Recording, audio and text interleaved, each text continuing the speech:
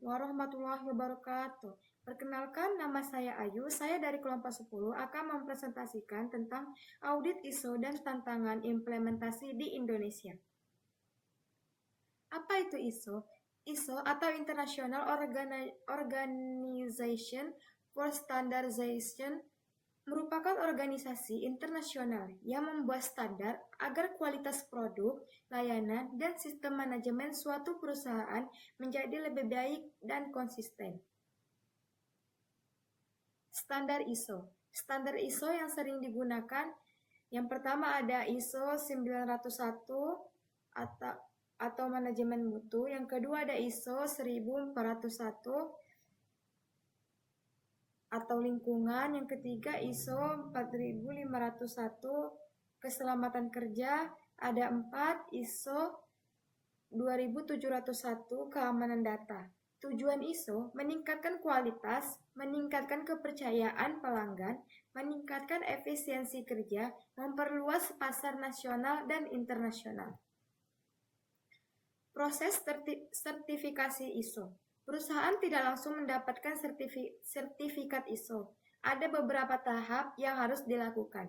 Yang pertama, gap analisis. Yang kedua, penyusunan dokumentasi. Yang ketiga, implementasi sistem. Yang keempat, audit internal. Yang kelima, audit sertifikasi eksternal. Yang keenam, ada surveillance audit.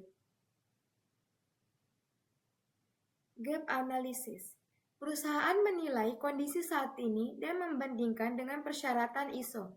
Tujuannya mengetahui kekurangan sistem, mengetahui apa yang perlu diperbaiki, membuat rencana implementasi. Contoh, jika perusahaan belum memiliki SOP tertulis, maka SOP harus dibuat terlebih dahulu. Yang kedua ada penyusunan dokumentasi. Perusahaan membuat dokumentasi seperti kebijakan mutu, SOP, instruksi kerja, formulir, catatan kegiatan. Selanjutnya, implementasi sistem. Sistem yang telah dibuat diterapkan pada seluruh bagian perusahaan.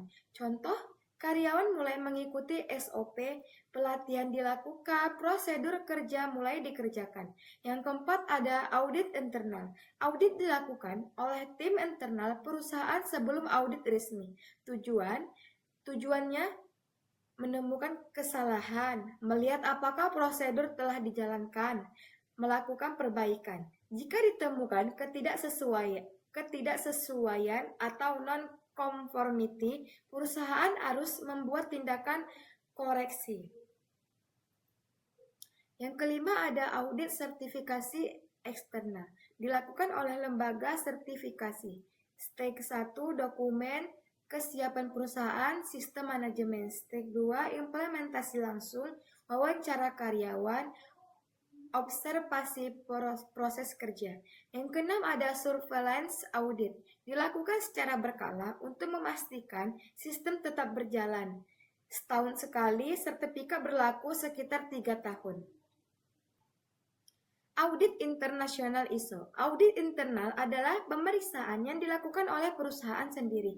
Tujuan audit internal yang pertama, memastikan sistem berjalan sesuai standar, menemukan masalah lebih awal, meningkatkan efektivitas sistem. Yang keempat, persiapan audit eksternal. Assalamualaikum warahmatullahi wabarakatuh. Perkenalkan, nama saya Septio Setiabudi. Di sini saya akan membacakan materi PPT pada kelompok kami, lanjutan dari teman saya Ayu. Materi pertama adalah tahapan audit internal. Perencanaan. 1. Menentukan area yang diaudit, jadwal audit, auditor. Nomor 2. Pelaksanaan audit, auditor. Wawancara karyawan, melihat dokumen, mengamati proses. Ketiga, pelaporan hasil audit dicatat, temuan, ketidaksesuaian, dan rekomendasi. Dan keempat, tindakan lanjut, perusahaan memperbaiki masalah yang ditemukan. Materi selanjutnya, biaya implementasi ISO. Biaya implementasi ISO berbeda tergantung ukuran perusahaan, jumlah karyawan, kompleksitas bisnis, jenis ISO. Untuk UMKM, Implementasi awal sering memerlukan investasi beberapa ribu hingga puluhan ribu dolar, tergantung skala dan kompleksitas organisasi, ditambah biaya audit berkala tahunan. Biaya tersembunyi yang sering muncul antara lain adalah waktu kerja karyawan, pelatihan tambahan, perbaikan sistem, pembaruan dokumen. Materi selanjutnya, tantangan UMKM di Indonesia. UMKM di Indonesia menghadapi beberapa kendala implementasi ISO. Keterbatasan biaya, UMKM memiliki modal yang terbatas sehingga biaya sertifikasi cukup berat. Kurangnya pengetahuan tentang ISO. Banyak pelaku usaha belum memahami manfaat ISO, prosedur sertifikasi, dan sistem dokumentasi. SDM yang terbatas, jumlah tenaga kerja sedikit sehingga sulit membentuk tim khusus ISO. Materi selanjutnya, tantangan UMKM di Indonesia. Budaya kerja belum terdokumentasi. Banyak UMKM masih menggunakan sistem berdasarkan kebiasaan, belum memiliki SOP yang tertulis. Selanjutnya, sulit mempertahankan konsistensi. Seringkali perusahaan dapat memperoleh sertifikat, tetapi kesulitan mempertahankan sistem. Menurut pengalaman implementasi perusahaan kecil, tantangan terbesar bukan sekedar lolos audit, tetapi menjaga sistem tetap berjalan setelah sertifikasi selesai. Materi selanjutnya, contoh perusahaan yang menerapkan ISO. Yang pertama, PT Pertamina, kedua PT Telkom Indonesia, ketiga PT Unilever Indonesia, keempat PT Indofood Sukses Makmur, PT Astral Internasional.